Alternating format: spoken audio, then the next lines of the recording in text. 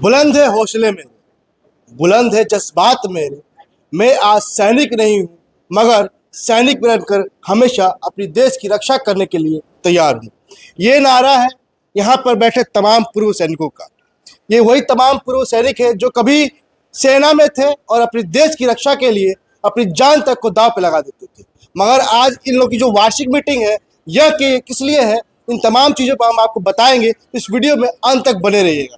यहाँ पे पूर्व सैनिक के जो बड़े बड़े अधिकारी लोग हैं, इनसे हम जानेंगे, क्योंकि ये अधिकारी वही लोग हैं जो इन तमाम सैनिकों के लिए लड़ाई कर रहे हैं। इनकी मांग एक यही है कि हमारे पूर्व सैनिक को वो तमाम चीज़ों की सुविधा दी जाए जो सेना में रह के मिल रही थी, मगर आज ये तमाम पूर्व सैनिक लोगों को वो सेना की सुरक्षा नहीं मिल पा रही है। तो इसीलिए आप यहाँ पे हम जानेंगे। पहले सर, मेरा सीधा आपसे सवाल रहेगा कि आज की वार्षिक मीटिंग किस बात को लेके है? देखिए, आज हमारी जो मीटिंग है, वैसे तो पीरियडिकल मीटिंग है, लेकिन विशेष करके आज मीटिंग इसलिए है कि हमारे जो सदर विधायक आदरणीय आनंद मिश्रा सर हैं, उन्होंने हमारे पूर्व सैनिकों की कई वर्षों से, कई दशकों से चली आ रही मांग को उन्होंने सदन में उठाया है और उन्होंने यह एक इतिहास रचा है।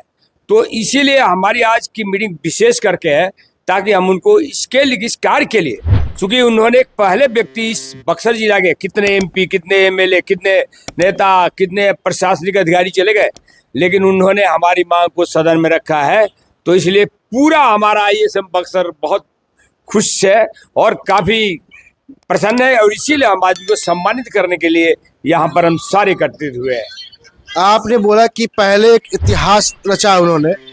उस इतिहास से मेरा एक सवाल ये रहेगा कि दावे हर कोई कर रहा है, दावे हर कोई कर रहा है, मगर उसको धरातल पे कौन उतार रहा है?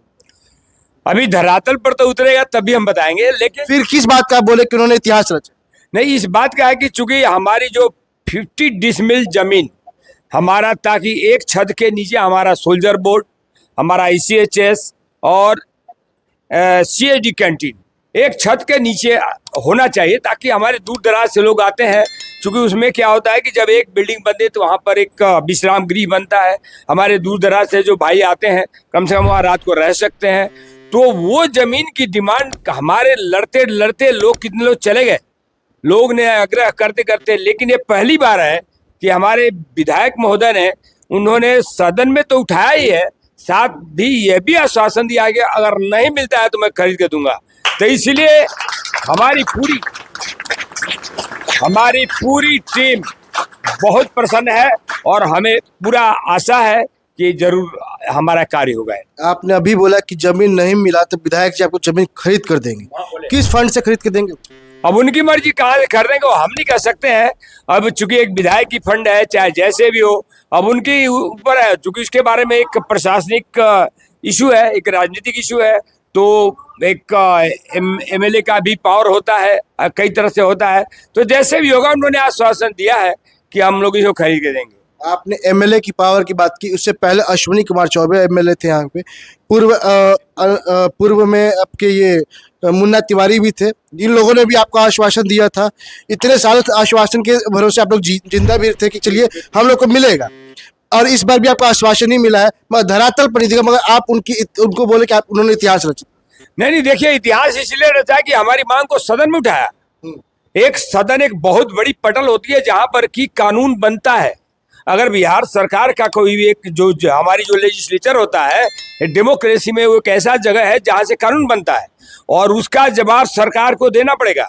तो जो उसके कंसर्न जो मंत्री हैं, मंत्री को इसका जवाब देना पड़ेगा कि हमें क्यों नहीं यहाँ पर बना, क्यों, कब होगा, क्या होगा, तो उनको जवाब देना पड़ेगा। यहाँ पर तो बाकी सभी लोग कहते रहे, टेलीफोन करते रहे, DM को इधर उधर करते रहे, हम दिलाएंगे, वो दिलाएंगे।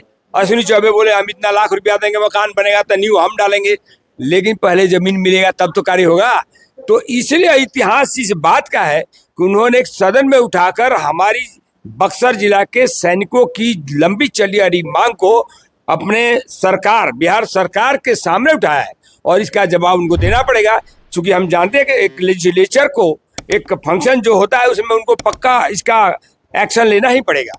तो इसीलिए हम कहते हैं कि इतिहास रचा है।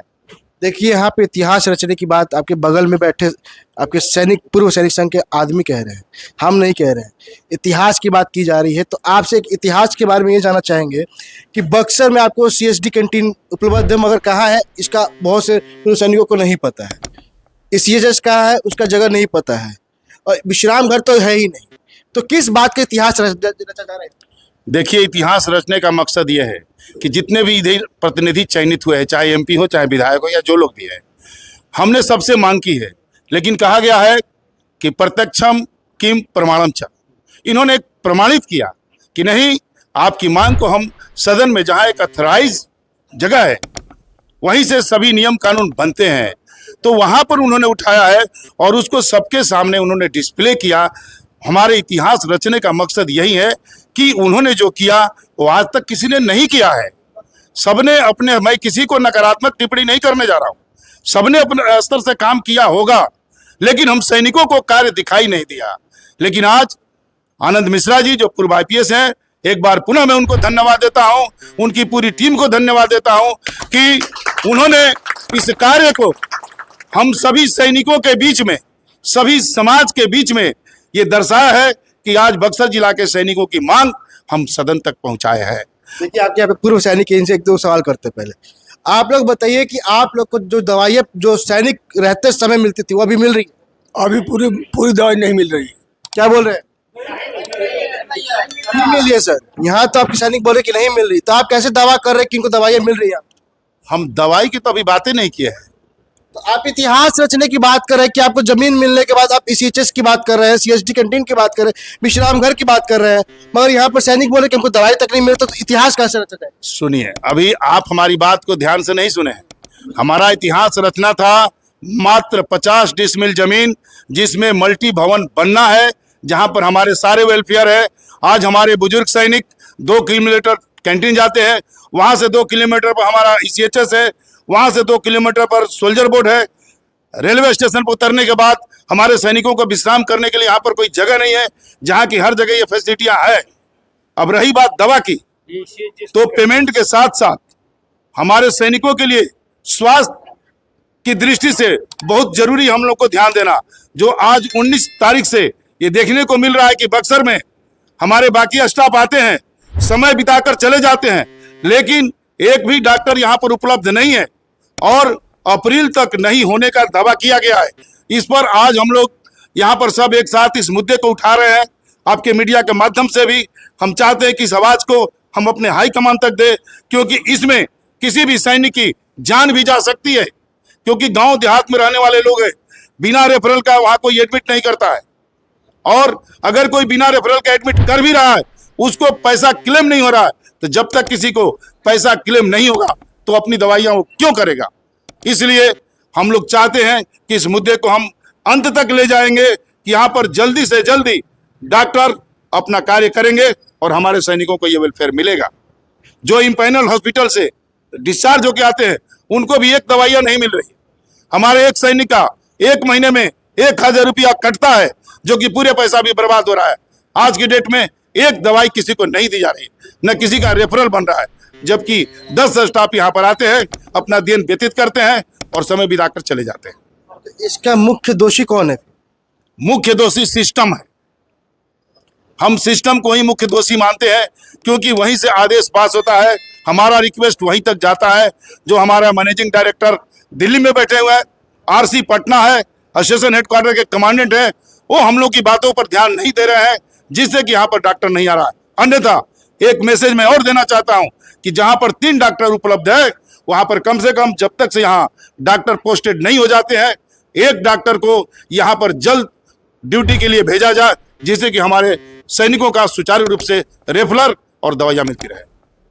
देखिए, यहाँ पे तमाम बातों को उठाने के बाद यहाँ पे जो पूर्व सैनिक बैठे हुए हैं, इन्होंने भी अपनी बातों को रखा, मगर अभी देखना ये है कि इस चीज़ को लेकर सरकार और सिस्टम की जिस तरह से बात की जा रही है, वो सिस्टम किस तरह से इन लोगों के लिए काम करेगा।